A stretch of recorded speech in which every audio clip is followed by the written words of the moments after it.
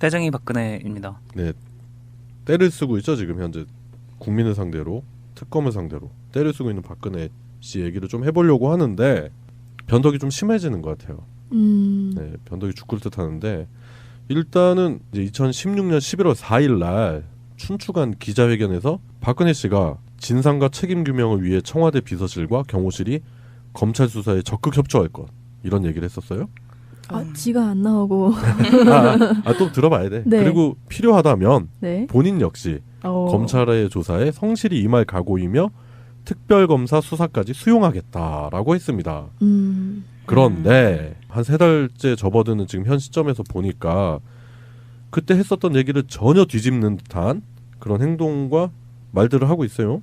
보니까 박영수 특별검사팀의 사전 정보 유출을 주장하면서 여기에 응할 수 없다라는 식으로 지금 깔라면 깔아 이런 식으로 나왔죠. 네. 피의자가 갑인양 행세를 하고 있는데 진짜 밀당도 어느 정도 해야지 그냥 아주 그냥 갖고 놀려고 아직도 자기가 공주님인 걸로 알고 있는 것 같아요. 그러니까 애초에 특검이랑 청와대랑 계속해서 저희한테 공개되진 않았지만 계속해서 조율을 해오고 있었던 거 아닌가요? 그죠? 네. 그러니까 이제 이게 대면 조사를 하는데 네. 뭐 그냥 특검이 야 대면 조사를 할 거니까 니네 이렇게 해 이렇게는 하지 않아요. 네. 그래 어차피 썩어도 준치라고 대통령을 했었던 사람이니까 청와대 쪽이랑 이제 스케줄 조율을 한단 말이에요. 네. 장소라든지 디테일한 것까지 조율을 하는데 조율이 끝나고 나서 이게 뭐 언론에 유출을 했다. 박영수 특별검사팀에서 이런 식으로 지금 현재 주장을 하는 거죠. 그러니까 나는 못하겠다. 그게 큰 의미가 있을까 싶네요. 그렇게 말하는 거에 대해서. 의미도 없을 뿐더러 저는 그냥 청와대 측에서 그 얘기를 일부러 흘리지 않았을까 싶기도 해요. 그게 회의 자체가 진짜 소수만 데리고 하는 회의였는데 거기서 특검 측에서도 몇 명 참석 안 한 걸로 알고 있는데 자기네들이 약간 자작극하는 것 같아 보이기도 하거든요. 너무 억지 주장이고 갑자기 새어나간 것도 이상하고 그래서 특검 측에서 그런 얘기도 했대요. 그러면 한번 어디서 새 나갔는지 찾아보자 이런 식으로 찾아봐서 그 사람 벌 주고 뭐 하면 될 거 아니냐 이런 식으로까지 반응이 내부에서 나왔는데 당연히 브리핑에서는 말 못했겠지만 그래서 약간 자작극이 아닐까. 그냥 연기를 하려면 뭐든지 못하겠어요. 일부 언론도 그렇지만 대다수의 국민들 그렇게 생각하죠. 자작극 같잖아요. 그러니까 아빠가 일본군 출신이잖아요. 그 일본군들이 예전에 뭐 만주사변이라든지 이런 거 다 자작극으로 일으켰잖아요. 네네. 거기서 좀 배웠나? 영감을 얻은 것 같아요. 법적으로 봐도 특검법 12조에 대면 조사 일정은 공개가 가능하다고 나와 있어요. 그래서 특검도 그렇고 보도를 한 SBS도 사실은 그 법이 있기 때문에 그거를 방송을 할 수 있는 거라고 생각을 다들 한 거거든요. 그렇기 때문에 애초에 비공개로 해달라는 요청 자체를 한 것부터가 법에 맞지를 않는 거기 때문에 청와대라는 데가 법을 당연히 알고 해야 되는 데잖아요. 그런데 그런 식으로 자꾸만 탈법을 하려고 하는 게 더 굉장히 안 좋은 스탠스인 거죠. 대포폰이 약간 생각나지 않으세요? 뭐든지 탈법으로 자꾸 해결하려고 하죠. 네. 청와대가. 그 우스운 게 본인들이 그렇게 똥 묻은 건 모르고 특검보 4명 중 1명이 정보를 흘렸다 이런 식으로 이제 막 이상한 엉뚱한 사람 잡고 늘어지기를 시전했어요. 근데 저는 약간 이게 청와대 안에서 아직 의견 조율이 되지 않아서 이런 식으로 시간을 끌려고 했는데 혹은 그러니까 약간 이렇게 두 파로 나뉜 것 같아요. 우리 정말 강경하게 이거 조사 받지 말자 이 파랑 우리 좀 시간을 좀 많이 끌어서 나중에 받자 파가 둘이 나뉘었는데 아직 이 둘이 의견 조율이 잘 안 돼가지고 이런 식으로 자꾸 팩팩거리는 것 같아요. 갑자기 노론소론으로 양분되었다. 네, 그런 느낌인 것 같아요. 왜냐면 너무 갈피를 못 잡고 있는 것처럼 보이거든요. 그러니까 약간 보면은 생각이 없어 보여요. 그냥 이제 한 입장에서 얘기하고 있는 게 맞나? 그냥 막 이랬다 저랬다 그냥 자기네들끼리도 이게 뭐가 맞는지 어디까지 자기네들도 알 거 아니에요. 지금 자기네들이 억지를 부리고 있다는 거를. 그래서 일말의 양심을 가지고 적당히 양심을 찾자 이 주의랑 아예 그냥 없어진 거 다 없애버리자 이런 주의랑 나눠져 있는 것 같아요. 네. 그렇게 또 생각할 수도 있고 그래서 뭐 특검에서는 그래? 그럼 누가 유출했는지 한번 따져보자. 그럼 CCTV를 가려보면은 최초에 이 사전 정보 유출한 진원지가 있을 거 아니냐. 특검도 강경하게 쫄지 않는다. 이런 모습을 보이는 것 같아요. 그 청와대는 그 어떤 조사가 일어난 것도 아닌데도 갑자기 처음부터 그냥 그 4명 특검부 중에 1명이 유출했다고 단정을 딱 지으면서 얘기를 하더라고요. 이거를 국민의당 김경진 의원이 들었으면 이랬을 것 같아. 어찌 알았을까? 사전 정보 유출을 어찌 알았을까? 막 이러면서. 네. 근데 사실 대면 조사 늦춘다고 해도 눈 가리고 아웅일 뿐이지. 그 수사 기한을 좀 늘릴 수 있는 오히려 명분을 제공했다고도 하더라고요. 네. 네. 현재 뭐 박주민 의원이 네. 특검 수사 연장을 위한 특검법 개정안을 7일날 발의를 했어요. 네. 그래가지고 지금 이 부분에 대해서 좀 집중이 되고 있죠. 그러니까 이게 수사 기간을 현행 70일에서 120일로 연장을 하고, 네.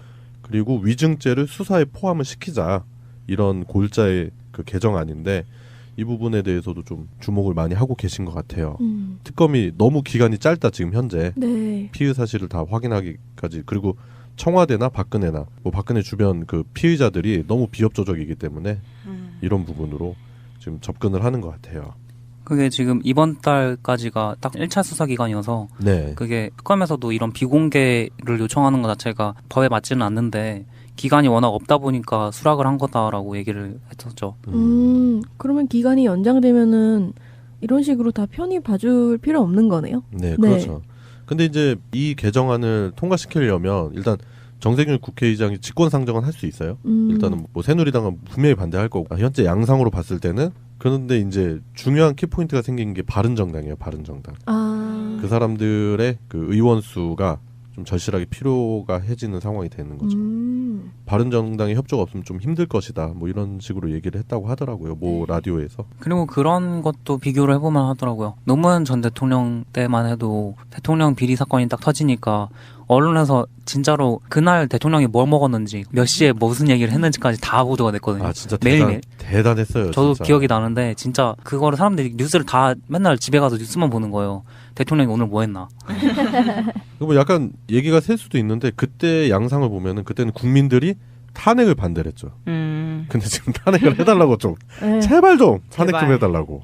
저 스스로 안 내려오니까. 그때는 그렇게 언론이 다 다뤘는데 이번에는 대면 조사 일정 하나 발표했다고 이런 식으로 청와대가 발끈할 수 있는 철면피 자체가 대단하다고 봐요. 그러니까 언론도 정권 교체되면은 반드시 그 개혁 대상 1호 확실하게 개혁을 하지 않으면 자꾸 이런 식 깔때기?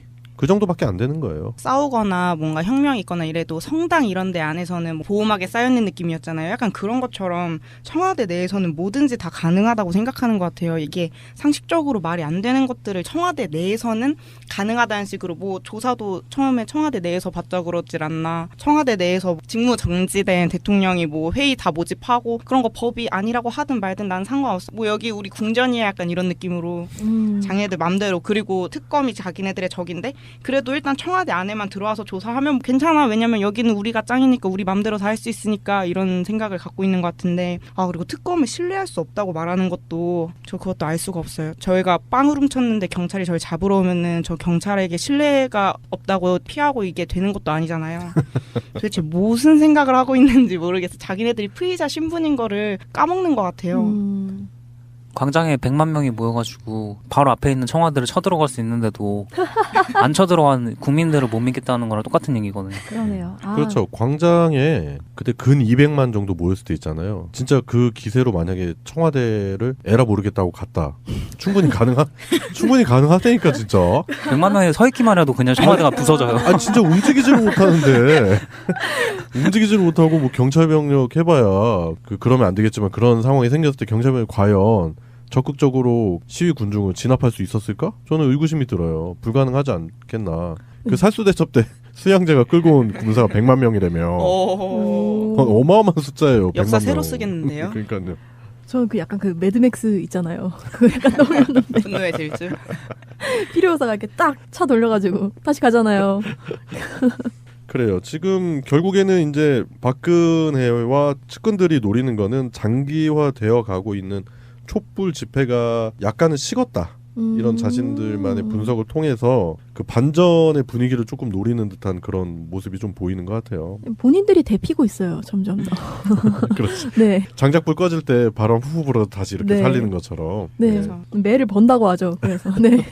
진짜 다들 뉴스 볼 때마다 국민 뭐 95%의 국민이 혈압이 오른다고 진짜 뉴스를 끄고 살아야 되냐고 막 다 그런 얘기 하더라고. 혈압 올라서 죽을 것 같다고. 그 혈압을 조금만 더 올려드리자면은 그래요? 청와대에서 이 조사 자체를 얘기하면서 나와서 대통령의 예의를 지켜서 조사를 해야 된다 이런 식으로 얘기를 하더라고요. 그런데 진짜 저희가 이렇게 무혈 사태로 시위하는 정도까지 국민들이 예의를 지켜줬는데 더 이상의 무슨 예의를 바라는 건지. 진짜로 쳐들어 올라가서 머리끄댕이 잡고 끌고 나오고 싶은데 네. 그래도 우리는 성숙한 촛불 시민이니까 끝까지 그 과정 자체는 아름다워야 된다라는 취지로 이렇게 평화 집회도 하고 그렇잖아요. 그런데 맞아요. 지금 그런 촛불 시민들을 완전히 기만하는 거죠. 광장 민심 자체를 기만하는 거고. 그 맨날 생각나는 말이 있는데 그 호의가 계속되면 권리인 줄 알잖아요. 약간 그렇게 생각하는 것 같아요. 그냥 특검도 10일 안에만 끝내자 이러면서 그래 청와대에서 해줄게 그래 너 말 다 들어줄게 그냥 하기만 하자 이렇게 다 계속 호의를 베푸니까 그게 권리인 줄 알고 좀 더 나가도 되겠는데 이런 식으로 막 나가고 있는 거죠. 이게 촛불 집회가 지난주에 이제 저도 한 2주 정도 좀 명절도 있었고 이렇게 몸이 안 좋은 상황도 있고 해가지고 촛불 집회를 결석을 했다가 이제 참석을 했는데 많았을 때보다는 솔직히 인원이 좀 줄기는 했어요. 네. 그렇다 하더라도 작년 대비 뭐 이렇게 인원을 보면은 그러니까 예를 들어 뭐 2016년도 1월, 2월에 있었던 집회들이나 이런 거 생각을 해본다면 아직 인원수가 그렇게 적은 건 아니고 그리고 제가 시청역에서 내려서 태극기 집회를 관통을해서 오거든요. 아, 네. 그렇게 많이 안 계세요. 네. 네. 그러니까 태극기 집회가 그렇게 언론에서 다루는 것처럼 그렇게 수많은 인원이 아니에요. 네. 그 소라불 광장 거기 지나갈 때 보면 초라합니다. 네. 근데 이제 언론들이 그렇게 다루는 것 뿐이지 그렇기 때문에 이제 촛불 시민들이 이번 주 그러니까 오늘 방송 나가는 오늘부터라도 대거 광화문에 다시 열의를 불태우러 나오셔야 됩니다. 저는 그렇게 생각을 해요. 아, 언론들이 약간 그런 식으로 보도를 하는군요. 약간 그 왜 고시원 관광렌즈로 찍어가지고 홍보하듯이 이렇게 많아 보이게. 그리고 어제 방송에서도 얘기했었는데 태극기를 2-3개씩 들고 있어요. 네. 그래서 머릿수를 안 세고 태극기 수를 근데 세는 거예요? 그 사람 태극기 수로 보냐? 촛불을 하나씩 들지 촛불을 무슨 4개씩 드는 사람이 어딨어 우리가. 여기다 이렇게 붙여. 이제부터 해볼까요 저희도? 촛불 그거 있잖아요. 촛대 가져와가지고 3개씩 이렇게 해가지고 6개. 저희도 초수 세죠? 그러면 뭐 300만 나오겠는데요. 네. 그리고 저는 좀 한 가지 또 짚고 넘어가고 싶은 게 어르신들 태극기 집회 하는 거 좋은데 성족이랑 태극기 받아놓고 나중에 쓰레기통에 버리고 막 발바닥 이렇게 밟고 그러면 그거 국기 훼손 아닌가요? 그것도 중죄로 알고 있는데. 그죠. 예, 그런 일도 많이 벌어지고 있고 뭐 경찰관을 폭행한다든지 어휴. 의경을 폭행하다든지 전 직접 눈으로 봤는데 그런 일들이 비일비재합니다. 아이고. 그리고 그런 것도 생각을 좀 해봐야 되는데 이번에는 그분들이 시청에만 있으신 게 아니고 명동에도 막 나타나시고 그러더라고요. 그러니까 이게 원래 촛불 집회 자체는 여기 서울 광화문에서만 하는 게 아니고 다른 지역에서도 다 하잖아요. 네. 그런데 태극기 드신 분들이 거기 시청에만 조금만 있으면 이제 적어 보이니까 다른 지역에도 나타나가지고 다른 데서도 다 하고 있다 이런 이미지를 자꾸 노리는 것 같은데 그러니까 이렇게 늘려. 네. 늘려. 막상 가보면 20-30명밖에 없더라고요. 많이 없어요 진짜. 뭐 날씨가 추워서 그런지 그 시청역 안에 짱 박혀 계셔가지고 막 나가지를 못하겠어요. 지금 일단 그래서 민주당에서도 다가오는 11일, 18일 그 촛불 집회에 의원 전원 참석을 독려하고 있는 상황이고요. 그리고 현재 야권의 대선 주자들도 적극적으로 참여를 할 전망입니다. 그래서 이제 헌재 탄핵 인용 촉구를 하는 촛불 집회의 새로운 양상이 아마 펼쳐질 것 같아요. 뭐 다음 주 초까지는 기대해 봐도 될까요? 그러면? 그 탄핵 인용 자체가 현재 계산상으로 네. 제일 뭐 베스트하게 계산상으로 나오는 거는 아마 3월 9일 정도가 되지 않을까. 이정미 재판관이 퇴임하기 전에 아마 결정을 내리지 않을까 하는데 계속 이제 탄핵이 언제까지 된다 계속 이렇게 얘기를 하잖아요. 네. 그렇게 바람직하지 않다고 봐요. 왜냐면은 사람들이 언제까지 한다고 믿게 만든 다음에 그걸 어기는 거예요. 그러니까 올해 초에 1월 달에 될 거라고 생각하셨던 분들이 그게 1월이 지나가 버리니까 뭔가 허탈하시잖아요. 지치고. 일종의 희망 고문. 네. 2월에도 된다. 2월 또 지나가고 3월 된다. 그럼 3월 또 지나가고 이런 식으로 계속 이제 가진 수를 다 써가지고 꼼수로 지치게 만드는 그런 게 보이네요.